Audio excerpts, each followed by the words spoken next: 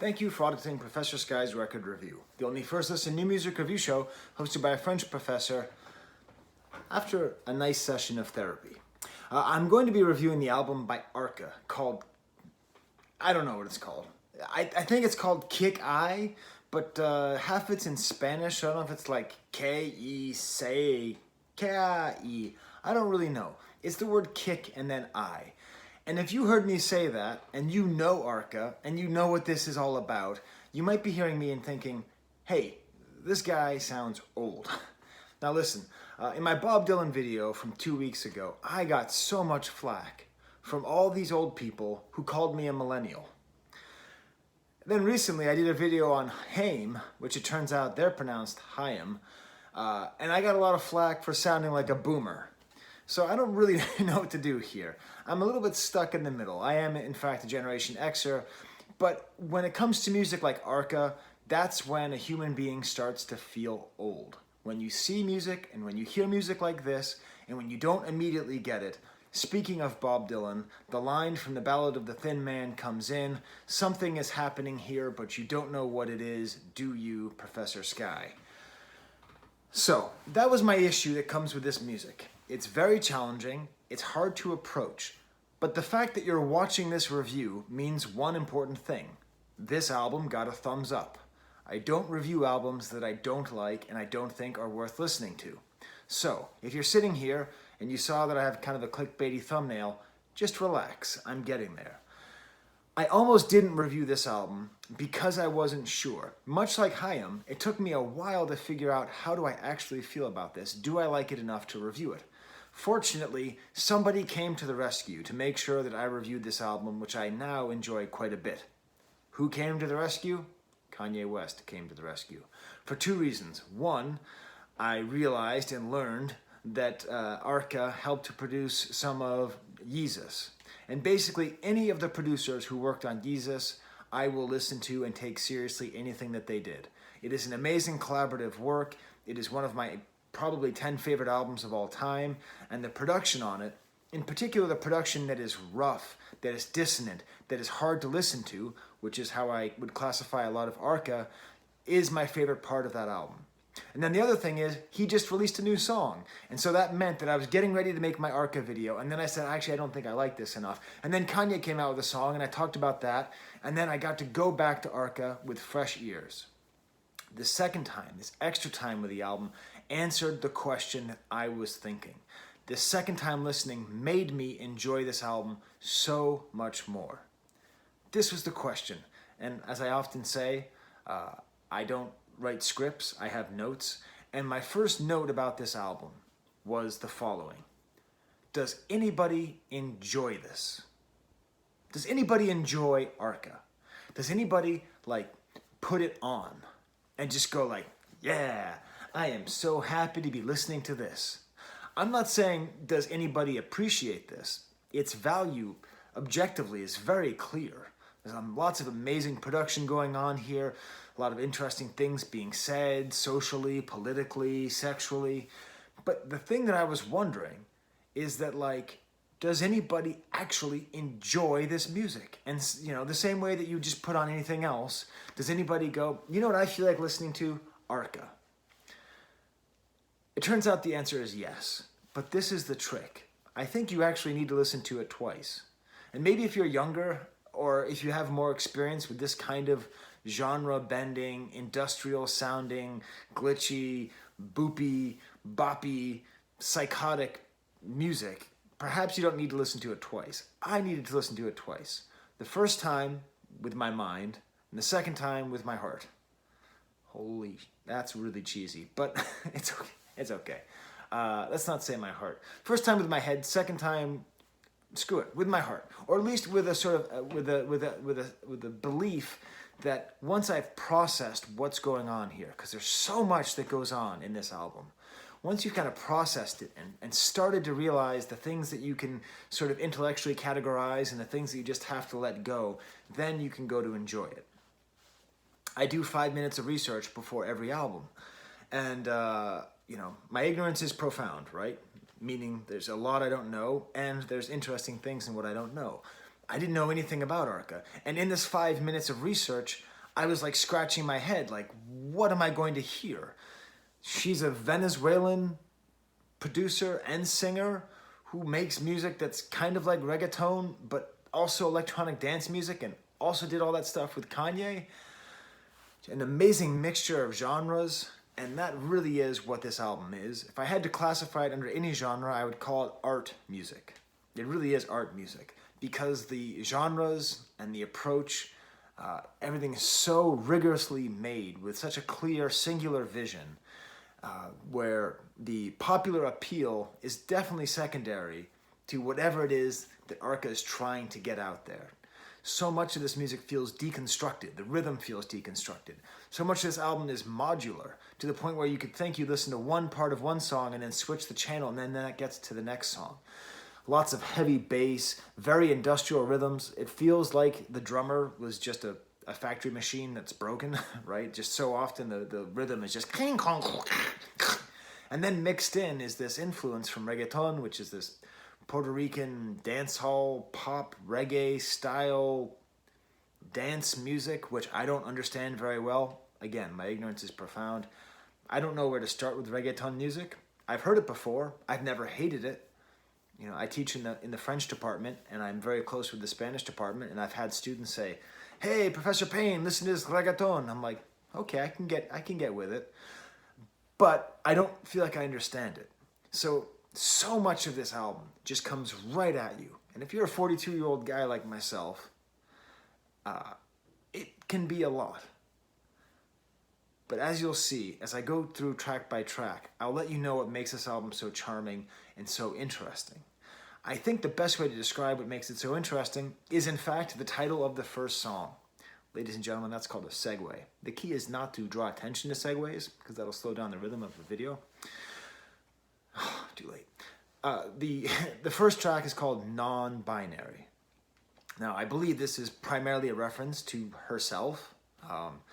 Based on my 5 minutes of research, she identifies as a female, but sometimes presents as a male, and that comes through in her gender.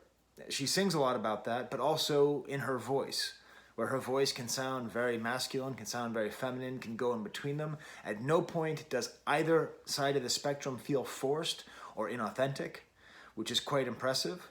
And then also it's non-binary in terms of language. It's half and half English and Spanish.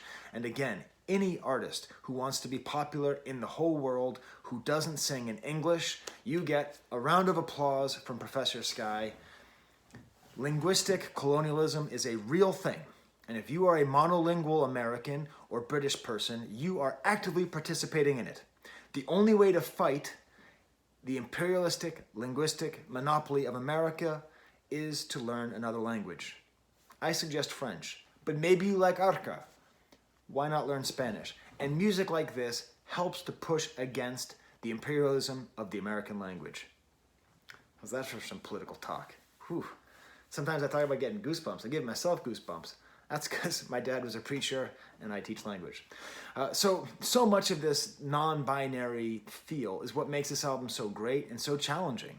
I would even say that there's a non-binary aspect to the theme of the album. It feels like, for the most part, and this is going, I spent a little bit of time, most of my 5 minutes of research is spent on Rap Genius, the lyric analysis site. It seems as though there's two primary themes.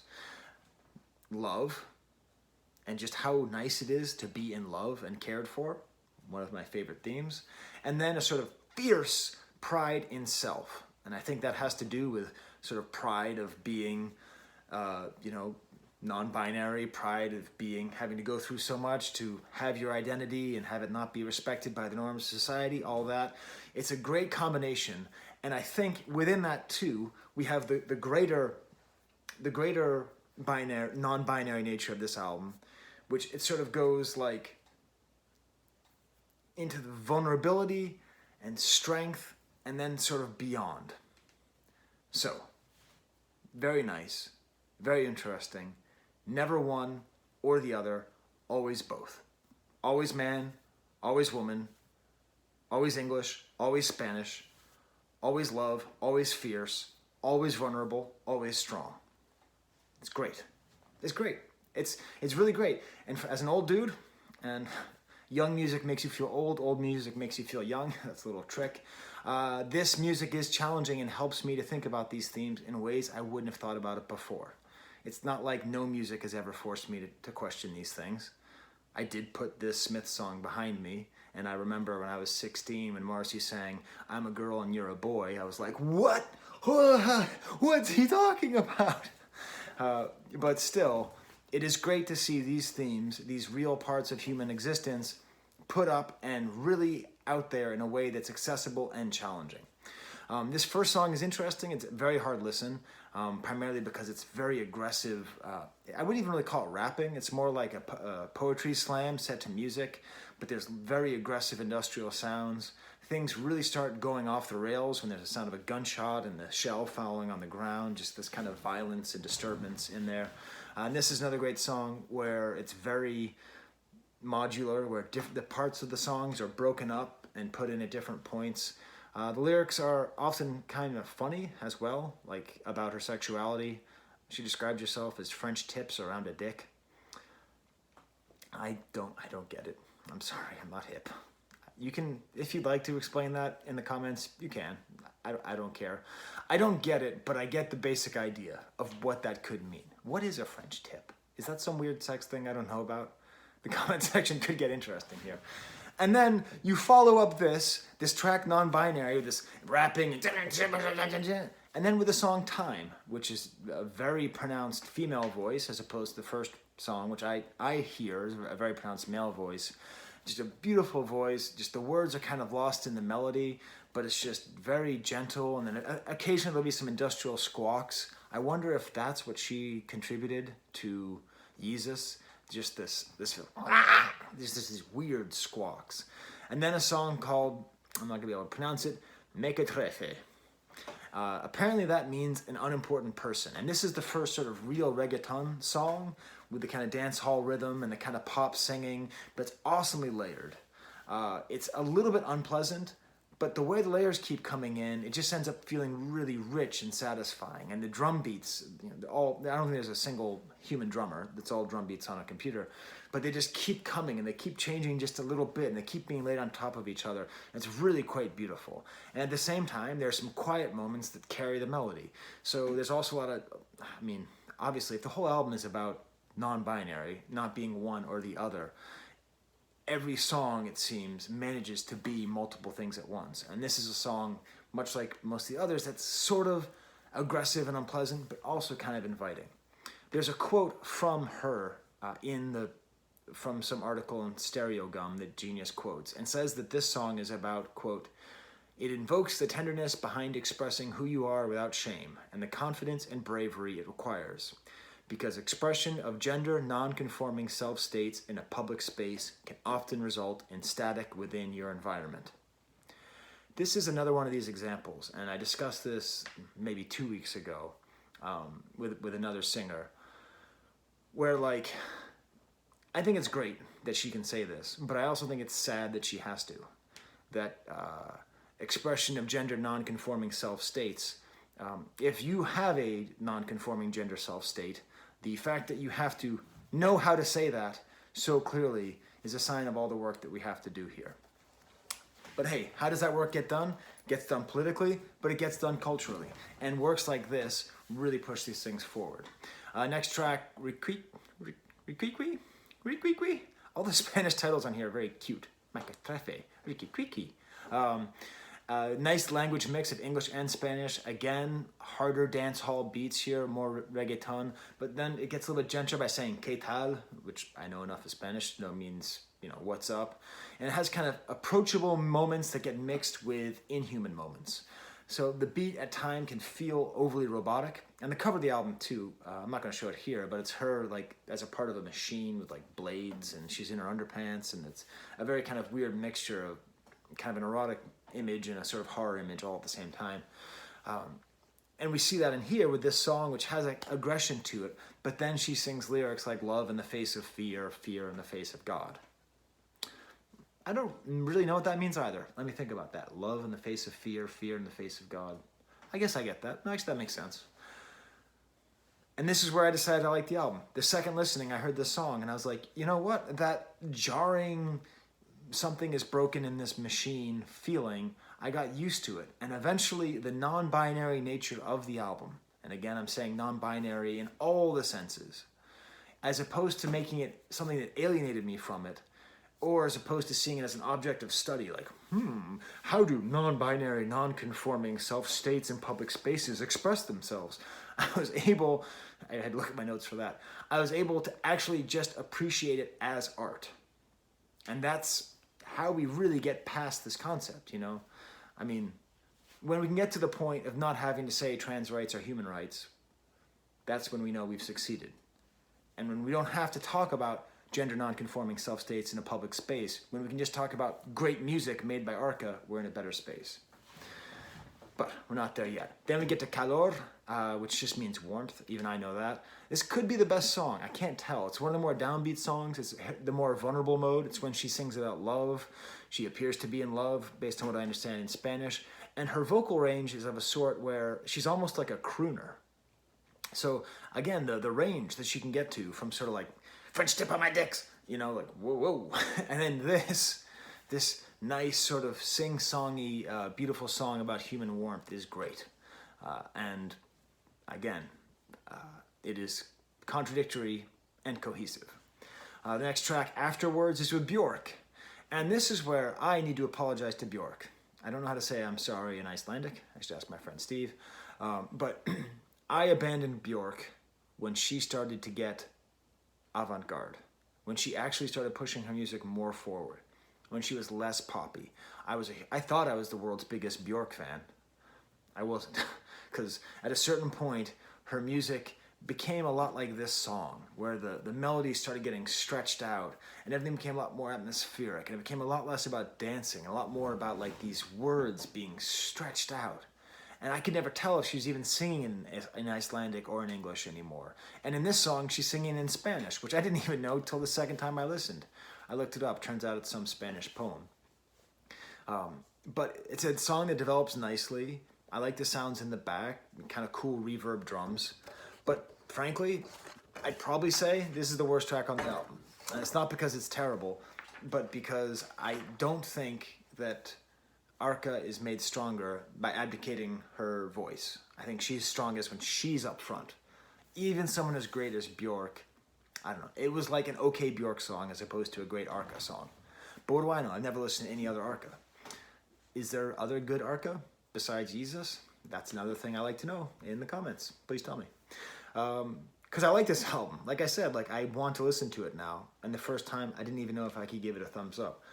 The next track is called Watch. This is kind of like machine rhythms falling apart.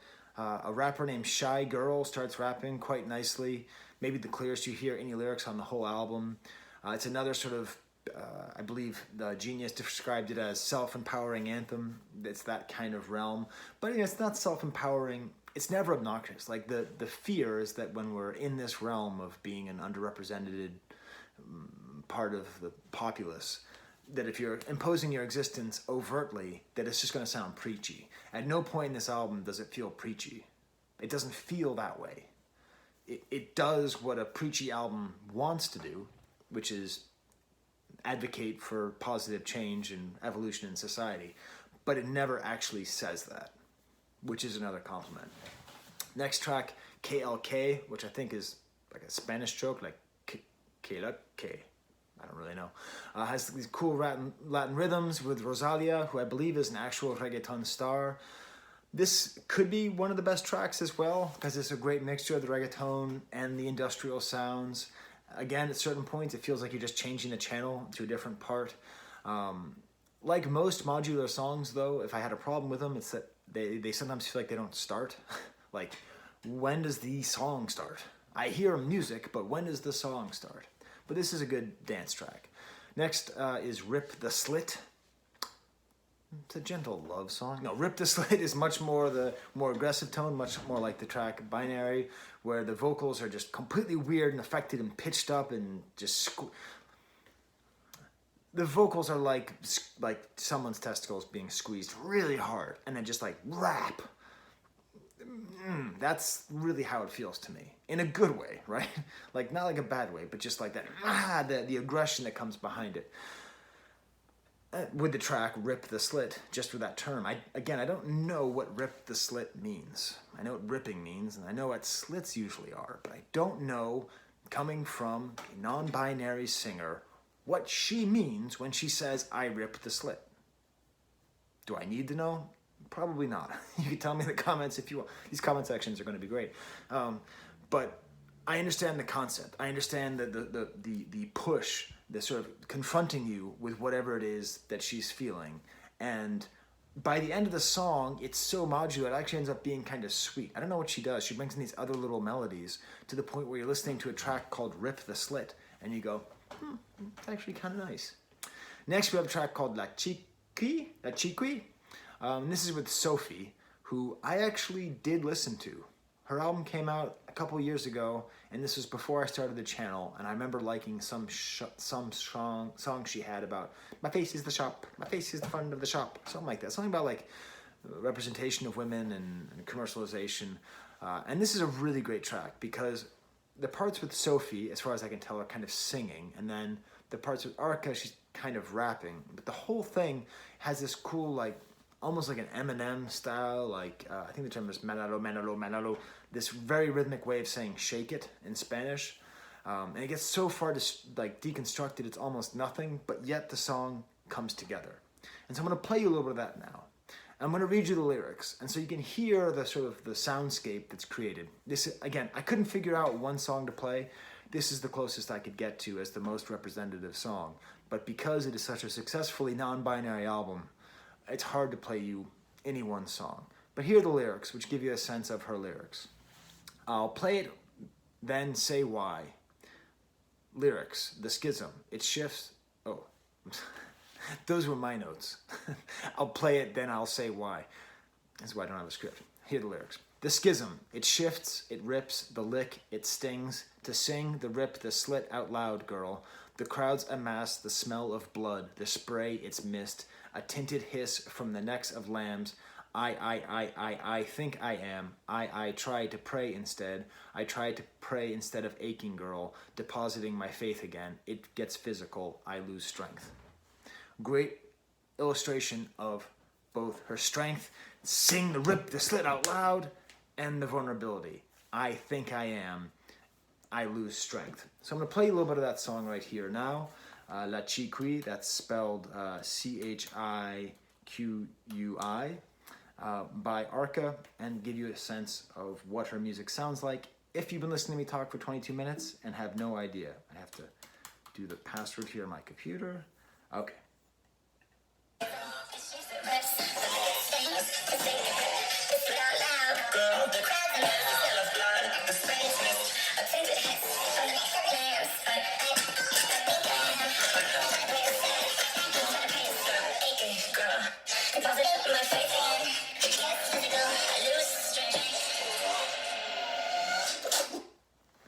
So maybe you heard that and just heard a bunch of noises and clicks, in which case, listen to it again. It's really quite nice. Then the album ends with Gentleness. Machote is another love song. The whole album feels so avant-garde and in your face and deconstructed. These last two tracks don't feel that way. It's really quite nice. And then it ends with No Queda Nada, which, look at how autocorrect corrected this on my notes. No quesadilla nada. My notes are racist. It's not cool to joke about Spanish by just giving words of Mexican food. Apple notes, no quesadilla nada. No queda nada, which apparently means something like I have nothing left again and again or something. The whole song is about how she has a boyfriend and she's happy and the voice is unbelievable. I wish I could play you two songs without it alerting the copyright goblins because they'll come after me with great ferocity. But this song, I just played you. And then this song is just, the voice is longing and mysterious at the same time, and these great unexpected turns of melody. It actually reminds me of Björk at her best. So there you go. What an album. What an experience. great art can do that. Great art can be an ordeal. Great art is rarely easy. So if you like great art, give Arca a chance. And probably read the comment section, because I'm going to learn a lot, I think. All right, well, until next time, for Candy Darling, there's the camera.